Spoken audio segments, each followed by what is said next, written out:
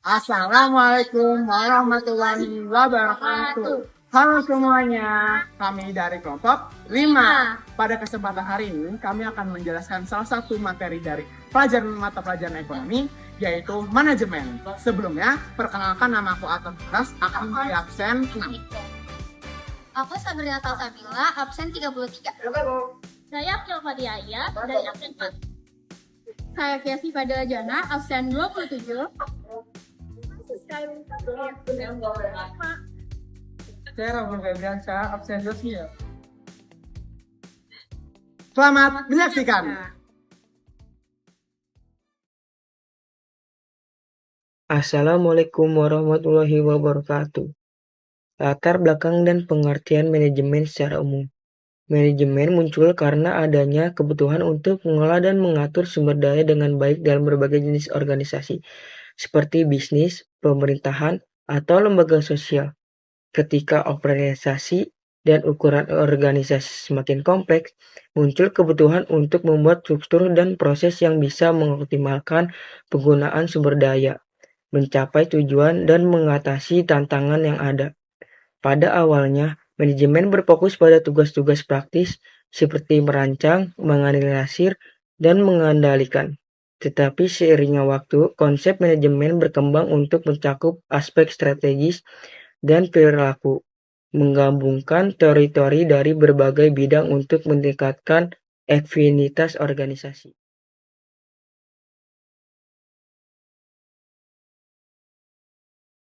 Oke, jadi saya Sabrina di sini akan memaparkan materi yaitu konsep dasar manajemen. Yang pertama ada peta pikiran. Manajemen sebagai ilmu mulai berkembang pada awal abad ke-20 dengan tokoh-tokoh seperti Frederick White Taylor dengan mengembangkan manajemen ilmiah. Henry Fayol dengan teori administrasi dan Max Weber dengan teori birokrasi.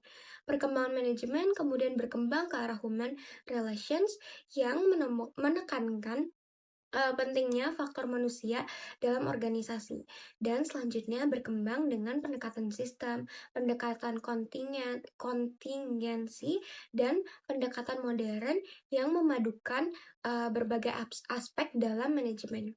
Yang kedua itu adalah pengertian. Jadi, manajemen adalah proses perencanaan, perorganisasian, pengarahan, dan pengendalian sumber daya organisasi atau manusia, keuangan, material, dan informasi untuk mencapai tujuan organisasi secara efektif dan efisien seperti itu. Oke, yang ketiga ada tingkatan manajemen.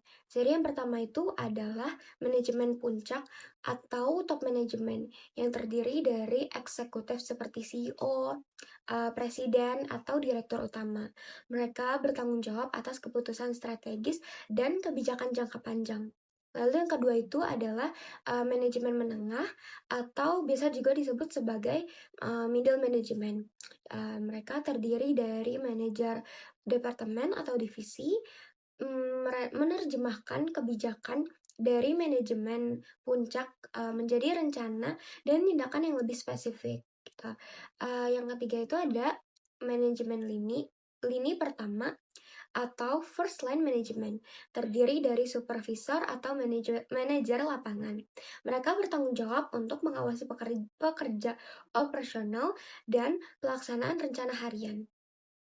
Lalu, selanjutnya itu ada unsur-unsur manajemen. Yang pertama ada manusia atau people kita ini, yaitu faktor paling penting karena mereka yang menggerakkan proses manajemen. Terus yang kedua ada money atau uang, sumber daya keuangan yang penting untuk operasional dan pembangunan organisasi seperti itu. Lalu yang ketiga ada material, yaitu sumber daya fisik yang diperlukan untuk menghasilkan produk atau layanan. Lalu yang keempat ada mesin, yaitu teknologi dan peralatan yang digunakan dalam produksi. Yang kelima itu ada metode atau methods, yaitu prosedur atau teknik yang digunakan untuk mencapai tujuan. Lalu yang terakhir ada pasar atau market, yaitu lingkungan tempat organisasi beroperasi dan memenuhi kebutuhan konsumen. Jadi yang terakhir ada keterampilan manajemen. Jadi yang pertama itu ada keterampilan teknik atau technical skills, kemampuan untuk melaksanakan tugas tertentu dengan pengetahuan dan teknik khusus. Yang kedua ada keterampilan hubungan antar pribadi atau interpersonal skills, kemampuan untuk berkomunikasi, memotivasi, dan memimpin tim. Lalu selanjutnya ada keterampilan konseptual atau conceptual skills, kemampuan untuk memahami masalah yang kompleks, dan melihat organisasi secara keseluruhan seperti itu. Lalu ada keterampilan diagnosis, kemampuan untuk memahami sebab dan akibat suatu masalah. Lalu ada keterampilan berkomunikasi atau communication skills, yaitu kemampuan untuk berbagi informasi dengan efektif. Dan yang terakhir itu adalah keterampilan pengambilan keputusan, yaitu kemampuan untuk membuat keputusan yang tepat dan cepat dalam berbagai situasi. Sekian. Selanjutnya ada fungsi dari manajemen. Yang pertama itu ada perencanaan atau planning. Perencanaan merupakan fungsi pertama dari manajemen suatu organisasi. Fungsinya dibuat atau dilakukan di awal kegiatan untuk menentukan tujuan yang ingin dicapai.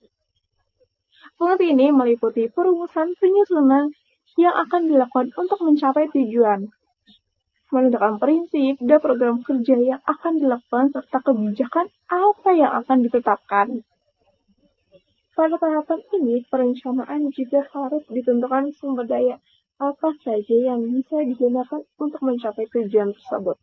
Perencanaan bisa juga menerapkan konsep 5W dan 1H, meliputi yang pertama ada what, apa yang akan dibuat atau dilakukan, meliputi penetapan sebuah tujuan. Yang kedua adalah why, mengapa kita harus mencapai tujuan tersebut. Yang ketiga adalah where, berkaitan dengan di mana kita akan mengerjakan pekerjaan tersebut. Yang keempat adalah when, kapan kegiatan atau tujuan tersebut yang akan dilakukan. Yang kelima adalah what, siapa yang akan melakukan kegiatan tersebut.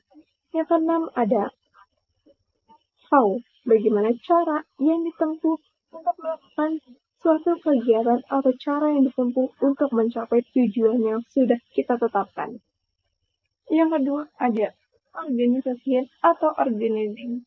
Organisasi yang merupakan sebuah proses atau kegiatan membagi dan mengalokasikan pekerjaan yang harus dilakukan oleh masing-masing individu.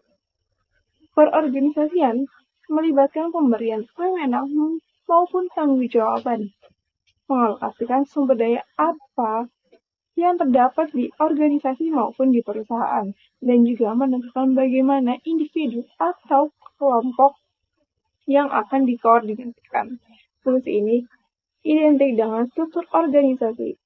Fungsi ini merupakan kegiatan yang berhubungan dengan pembagian pekerjaan agar tujuan bisa dicapai. Perorganisasian sangat penting dalam sebuah organisasi maupun perusahaan supaya dapat menempatkan setiap orangnya sesuai dengan tugas dan kemampuannya masing-masing. Selain itu, tidak ada penumpukan pekerjaan karena setiap orang sudah dibagi tugasnya secara masing-masing. Selanjutnya ada yang ketiga, yaitu pelaksanaan atau aquating.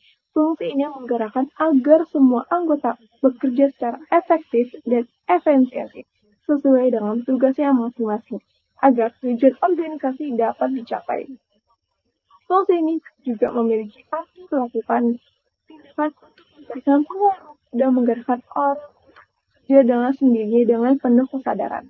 Dalam penerapan fungsi aquating, pemimpin perusahaan tidak hanya menggerakkan perusahaan, tetapi memberikan arahan, motivasi, dan semangat kepada setiap individu yang ada di dalam organisasi tersebut. Fungsi ini identik dengan leadership atau kepemimpinan, dan ini menjadi bagian yang sangat penting dalam proses manajemen. Yang terakhir ada pengawasan atau controlling.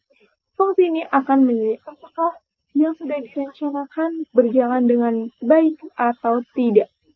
Apakah ada yang harus diperbaiki untuk evaluasi dan memperbaiki ke depannya. Pengawasan adalah kegiatan yang berhubungan dengan mengendalikan atau mengawasi setiap pekerjaan serta melakukan tindakan korektif atau perbaikan. Halo semuanya, saya Akila. Hari ini saya akan menjelaskan prinsip-prinsip manajemen. Jadi ada 14 prinsip-prinsip manajemen. Yang pertama, pembagian kerja. Pembagian tugas dan pekerjaan untuk meningkatkan efisiensi dan keterampilan karyawan dalam menjalankan tugas tertentu. Yang kedua, ada wewenang dan tanggung jawab. Wewenang harus diimbangi dengan tanggung jawab. Manajer memiliki wewenang untuk memberikan perintah, namun harus bertanggung jawab atas keputusan dan tindakan yang diambil. Ketiga, disiplin. Disiplin penting untuk menjaga keteraturan dan kepatuhan terhadap aturan dan kebijakan perusahaan. Keempat, kesatuan perintah. Setiap karyawan sebaiknya hanya menerima perintah dari satu atasan saja untuk menghindari kebingungan dan konflik. Kelima, kesatuan arah. Kegiatan yang memiliki tujuan yang sama harus diarahkan oleh satu rencana dan dipimpin oleh satu manajer untuk memastikan koordinasi dan kohesi. Keenam, kepentingan bersama di atas kepentingan pribadi. Kepentingan organisasi harus diutamakan daripada kepentingan pribadi atau individu. 7. Remunerasi. Karyawan harus diberikan kompensasi yang adil sebagai penghargaan atas kontribusinya. Kedelapan, sentralisasi. Tingkat sentralisasi atau desentralisasi keputusan harus seimbang, tergantung pada situasi dan kondisi perusahaan. 9. Rantai saklar. Ada garis hierarki yang jelas dalam organisasi yang menghubungkan semua tingkatan manajemen dari atas ke bawah. 10. Keteraturan. Setiap orang dan sumber daya dalam organisasi harus berada di tempat yang tepat untuk mencapai efisiensi maksimum. Yang ke-11, keadilan. Manajer harus adil dalam memperlakukan karyawan dengan keadilan dan hormat. 12. Stabilitas masa jabatan karyawan. Stabilitas dalam pekerjaan penting untuk meningkatkan efisiensi dan loyalitas karyawan. 13. Inisiatif. Manajer harus mendorong karyawan untuk mengambil inisiatif dan kontribusi dengan ide-ide yang baru. 14. Semangat kesatuan. Manajer harus memupuk semangat tim dan rasa kesatuan di antara karyawan untuk menciptakan lingkungan kerja yang harmonis.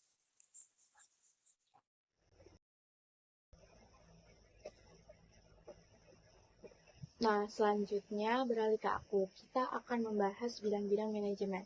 Sebelumnya, perkenalkan kembali, aku Casey Fadila Jana dari kelompok 5. Di sini, aku akan membahas atau memaparkan bidang-bidang manajemen. Ada 4 bidang manajemen. Yang pertama itu manajemen produksi, yang kedua manajemen pemasaran, yang ketiga manajemen keuangan, dan yang keempat atau yang terakhir itu manajemen personalia atau bisa disebut juga manajemen sumber daya manusia. Kita akan membahas satu persatu bidang-bidang manajemen tersebut. Nah, yang pertama itu ada manajemen produksi. Manajemen produksi adalah kegiatan yang dilakukan untuk mengatur jalannya proses produksi yang sedang dilakukan oleh suatu perusahaan. Manajemen produksi juga meliputi bagaimana mengatur berbagai input atau faktor produksi supaya hasil produksi yang dihasilkan sesuai dengan yang sudah ditetapkan. Di dalam manajemen produksi ini dilakukan kegiatan seperti penentuan input atau bahan baku yang akan digunakan, terus juga ada penentuan alat-alat atau teknologi yang akan digunakan. Yang ketiga itu ada penentuan metode produksi, dan yang terakhir itu melakukan pengawasan selama berlangsungnya proses produksi. Yang kedua itu ada manajemen pemasaran. Manajemen pemasaran adalah kegiatan pengaturan proses penyampaian produk dari produsen kepada konsumen agar berjalan efektif dan efisien. Kegiatan di dalam manajemen pemasaran ini meliputi pemilihan segmentasi atau konsumen yang akan dituju. Terus juga ada menentukan cara promosi usaha, dan juga ada menganalisis peluang pasar, dan mengelola usaha pemasaran agar produk yang dihasilkan itu bisa dikenal oleh masyarakat. Tujuan dari manajemen pemasaran ini itu untuk memperbanyak konsumen dan memperluas pasar bagi perusahaan agar maju. Yang ketiga itu ada manajemen keuangan. Manajemen keuangan adalah kegiatan pengaturan dalam usaha pencarian dan pemanfaatan dana agar berjalan secara efektif dan efisien. Manajemen keuangan merupakan salah satu fungsi manajemen untuk menyediakan dana dalam rangka memenuhi kegiatan perusahaan. Ada dua kegiatan yang menjadi fungsi utama manajemen keuangan. Yang pertama itu mendapatkan dana atau bagaimana cara memperoleh dana tersebut. Yang kedua itu bagaimana dana tersebut digunakan atau mengelola dana tersebut secara efektif dan efisien atau bijaksana. Yang keempat atau yang terakhir itu ada manajemen personalia. Manajemen personalia atau bisa disebut juga dengan manajemen sumber daya manusia adalah ilmu untuk mengatur hubungan dan peranan tenaga kerja agar membantu terwujudnya tujuan perusahaan dan karyawan. Dengan kata lain, manajemen personalia ini berkaitan langsung dengan sumber daya manusia dan karyawan di suatu organisasi atau perusahaan. Kegiatan yang dilakukan oleh manajemen personalia itu antara lain perekrutan karyawan, kegiatan pengembangan ini seperti pendidikan atau pelatihan kepada karyawan, terus juga ada pemberian upah bagi karyawan, serta program kesehatan, keselamatan, dan pelayanan karyawan, serta pemutusan hubungan kerja. Perkenalkan kembali, nama saya Atul Mumtaz dari kelompok 5. Wah, kita sekarang di penghujung materi nih. Kita berada di submateri terakhir yaitu penerapan fungsi manajemen dan analisis SWOT. Nah, pasti teman-teman gak sabar kan dengan materi yang kita akan bahas ini? Oke, let's check this out. Oke, yang pertama kita akan bahas adalah penerapan fungsi manajemen. Kira-kira contohnya apa ya teman-teman? Yap, bener banget. Salah satu contoh penerapan fungsi manajemen yang paling umum dan sering kita jumpai di sekolah adalah OSIS. OSIS memiliki peran sebagai wadah dalam pembinaan keterampilan siswa dan siswi yang ada di suatu sekolah. Tujuannya adalah untuk menghimpun ide, pemikiran, minat, bakat, dan kreativitas siswa. Juga mendorong sikap, jiwa, dan semangat kesatuan antar siswa, serta sebagai tempat sarana untuk mengembangkan kepribadian. Perangkat organisasi OSIS terdiri dari 3 bagian. Yang pertama ada pembina, kedua ada MPK, dan ketiga adalah pengurus OSIS. Seperti ini kira-kira bagiannya. Oke, sesuai fungsi manajemen terdapat 4 fungsi utama. Kira-kira teman-teman ingat gak nih? Yap, betul banget. Ada planning, actuating, organizing, and controlling. Nah, penerapan fungsi manajemen pada OSIS yang pertama adalah perencanaan atau planning. Dalam menyusun sebuah acara, tentukan 5W plus 1H dalam perencanaan, yakni pertama, apa tujuan dilaksanakan acara, kedua, siapa panitia dan peserta acaranya, ketiga, kapan acara tersebut dilaksanakan, keempat, mengapa acara tersebut dilaksanakan, kelima, di mana acara akan dilaksanakan, dan keenam, bagaimana bentuk acaranya. Yang kedua, ada pengorganisasian atau organizing.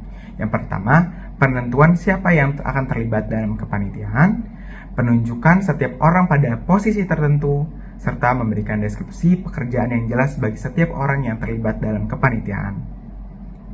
Yang ketiga, ada pelaksanaan atau actuating, yaitu pelaksanakan tugas sesuai dengan wewenang dan tanggung jawab masing-masing.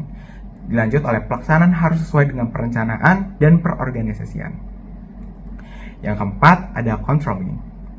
Setiap orang yang melakukan tugas kepanitiaan harus diawasi. Tugas setiap orang dievaluasi hasilnya pekerjaan sehingga bisa dikoreksi dan dikendalikan untuk melakukan hal yang benar sesuai dengan perencanaan dan perorganisasian. Oke, yang terakhir adalah analisis SWOT. Kira-kira teman-teman pada tahu nggak nih analisis SWOT? Kalau nggak tahu, aku kasih tahu. Analisis SWOT merupakan singkatan dari Strength, Weakness, Opportunity, and Threat.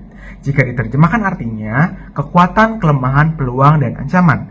Analisis SWOT merupakan penerapan fungsi manajemen perencanaan. Diharapkan dengan analisis SWOT, suatu organisasi termasuk OSIS atau perusahaan dapat memahami di mana posisi mereka saat ini, sehingga bisa melakukan fungsi perencanaan lebih matang. Lalu, contohnya gimana, Tar? Baik, aku kasih tahu nih. Misalnya, OSIS ingin mengadakan lomba 17 Agustus di sekolah. Pasti ada kekuatan atau strength. Yang pertama, ada dari dukungan sekolah, antusias dari siswa, kreativitas siswa, serta kerjasama tim yang kuat. Namun, ada juga nih kelemahannya atau weakness. Yang pertama, ada keterbatasan anggaran, waktu persiapan yang terbatas, partisipasi yang tidak merata. Namun, ada juga peluangnya teman-teman atau opportunities.